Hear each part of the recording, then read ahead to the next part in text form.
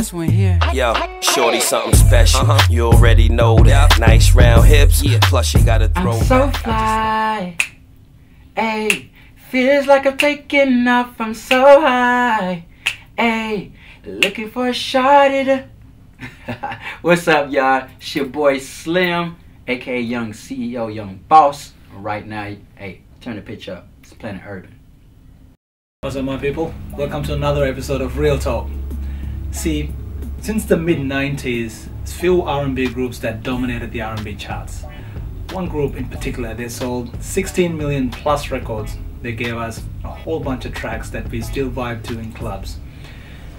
Peaches and Cream, Dance With Me, Cupid, that's just to name a few. So you know who we're talking about. We got the main man from 112, Slim. What's up, man? How you doing? Oh man, blessed, man. Glad to be back here in Melbourne. That's it. So, well, I gotta get this question out because a lot of people kept asking this one.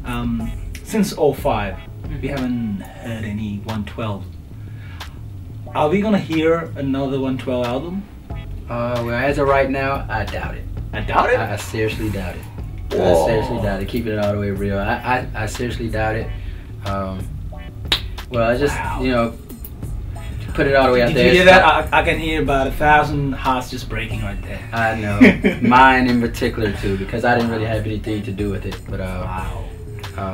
Well, okay, cool. There you go. That's out of the way. Let's talk about Slim, the artist. Now, you're doing your solo thing. Yeah. Now, what, you in a way, you're starting all over again. As an artist, like, you know, a lot of people know 112, but not many know Slim. Right. What drove you to start all over again?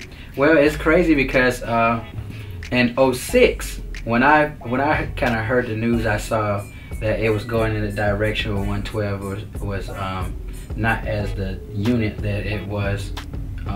I came out here. I came out to Australia, actually. Yeah. I remember. I was bummed out. I went to Sydney, Australia, actually. And I was just chilling on Bondi Beach, and really, I was contemplating not doing music ever again. Wow. And I had made some great investments. I was making a nice amount of money, or whatever, but my heart was still into music. So what I did was I wanted to get away from everybody, whatever. So I was kicking it. I had some friends out here, and I was on Bondi Beach, and for the first week, it was like hell week. But after that second, when it got to like the second week, I actually went to the radio station or whatever, and I kind of like fixed my face to say, tell my fans out there, like, you know, I'm not probably gonna do any music, and people went hysterical. They went absolutely ballistic. Like, what? Are you kidding me? You know, and then they start.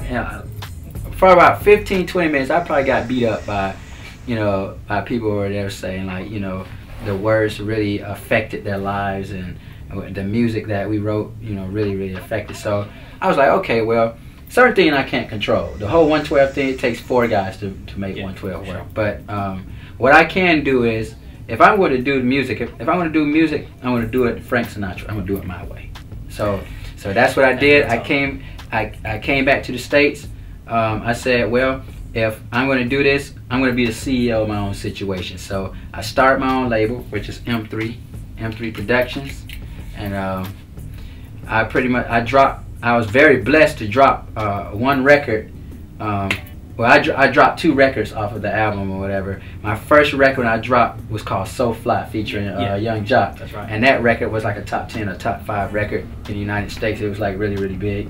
And then I dropped a record, Good Lovin', with Ryan Leslie and Fabulous, and it also did really good for me too. So it was amazing to sell over 250,000 units and make $7 a record. That's more than I've ever made with 112 ever. And, so obviously it makes sense. So it made, you know, it made financial sense, you know. And I think you know, I always had a knack of making money or whatever, but I think it was a bigger sense of pride, you know, when you took something so really small and had to start all over again. Which I love that part. I love the grind, you know, going back and hitting the pavement, hitting the Chitlin Circus, going back out and reintroducing yourself, and I had to totally reinvent myself. Absolutely.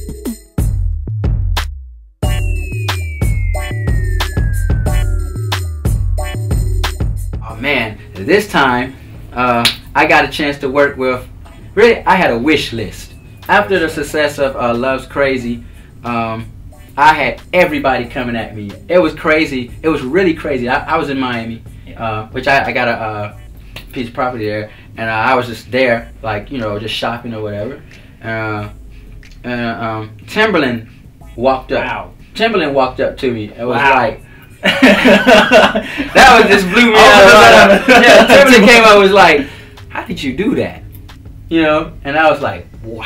You know, I was trying to keep my poker face on, you know, trying to be cool or whatever about it, because, you know, it was a big feat, but it was like, wow, somebody I really admire, somebody like Timberland came up and asked, how did I do it? And I started explaining to him like the general ways of how I started and how I did it or whatever. But man, it was like crazy. I got a chance to work with a lot of people like Bangladesh, Sean Garrett, and I got Jazzy Faye, and oh man, Tim and Bob, and oh god, I work with a whole bunch of a lot of people on this album. You know what I mean? And this album right here is very well rounded. The records are really gonna, that's it, really gonna smash you. This, you know, this time I pretty much know, like the first time, you know, I had to gamble with the sound. What's going to make me stand apart from the rest of R&B solo artists out here? Of course, I have my sound and I have a brand, you know, so I have history, but it's not about the past, you know. Yeah, that's right. You know, it's all about what you're doing right now. And when once I found that sound, now it's on, you know. so get ready, brace yourselves. Being the lead singer of a group like 112, coming from there, and then if you look at probably about, I would say 70-80% of your music is addressing the ladies. So with that comes great responsibility. Here we go. You know, first of all, hold on. I see where this is going. Okay? Hold on. All my players, you know what I mean? I'm not responsible for child support, okay? You know, the babies and stuff, you know, we spread love. And it's all love, you know. But I mean, it's all about spreading love, something very, very positive than, you know, going out there and saying something irresponsible that might affect somebody's life in a negative way. So, I mean, I choose to talk about something I know a lot about. There you go. You know, and I mean, there are a lot of stuff that, you know, I know people, a lot of people say, man, you know, he's so explicit. But, you know, life in general is explicit. You know, there's nothing watered down about life. So I'd rather, you know, paint it that way. You know what I mean? Just give it a look. All right. I was going to ask one last question. You've toured all around the world. You've had crazy experiences. Wow. Well, your last album was called Love Is Crazy. Yeah, Love's and Crazy. The fact that your majority of your fan base is female, you must have at least a half a dozen crazy female fans just chasing you around the world. Oh well, I look at it like this. I mean, I'm so grateful for just having fans that, you know, support. And, you know, just not the Slim movement, but the whole 112 movement. Okay. I mean, been in it for like 12, 13 years. And, man, I mean, the stories. One story, pick one. Oh, man. I mean, they vary. Like, they vary, and you'll be surprised of the particular fans you get, you know. And it's like, you know, it's one thing to have, you know, your female fans, you know, and, you know, but, you know, there are some people that you think like, you know, like, wow, you know, taking yourself out the box, you know what I mean, or like Slim, you know what I mean, like little R&B superstars, like, man, that girl right there, for real? She wanna do what? How? What? Come on, wow, okay. But, you know, at the end of the day, I look at it as all love, and I'm so very, very grateful for all of my fans and for supporting, and I'm gonna continue to keep giving it to you all. You know what I mean? As long as y'all keep, you know, receiving it.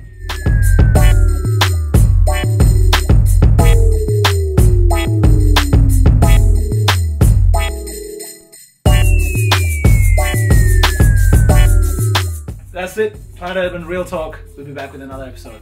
Peace.